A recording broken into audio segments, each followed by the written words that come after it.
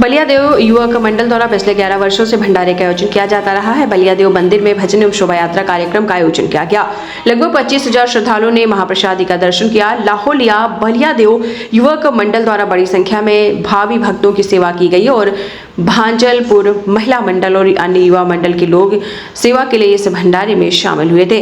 आने वाले सभी भक्तों ने मंदिर प्रबंधक नीलेश राजपूत, गणपत भाई राजपूत, राजेंद्र भाई राजपूत, किशन भाई राजपूत, रणजीत शामिल रहे।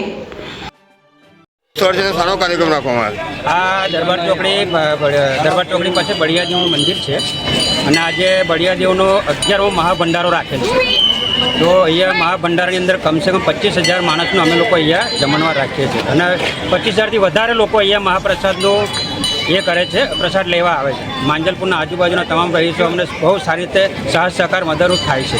આ ભંડારા નિમિત્તે કયા કયા કાર્યક્રમો રાખવામાં આવ્યા હતા?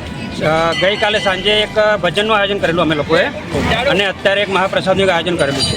આ શોભાયાત્રા ક્યાંથી નીકળી ને ક્યાં પૂર્ણ કરવામાં શોભાયાત્રા બળિયાદેવ મંદિર પાસેથી લઈને સાઈ ચોકડીથી લઈને દરબાર ચોકડીથી અમે લોકો રિટર્ન અહીંયા મંદિર પાસે સમાપ્ત કરી। આ તમારા ગ્રુપમાં કેટલા કાર્યકર્તા જોડાયેલા છે? ગ્રુપમાં 200 થી 250 લોકો, છોકરાઓ છે, વડીલો છે, બધા એમ કરીને 200 થી 250 લોકોનું ગ્રુપ છે।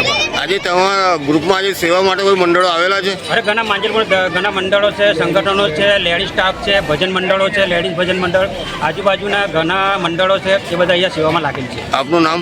ગણપતસિંહ રાજપૂત, જય બળિયાદેવ યુવક મંડળ।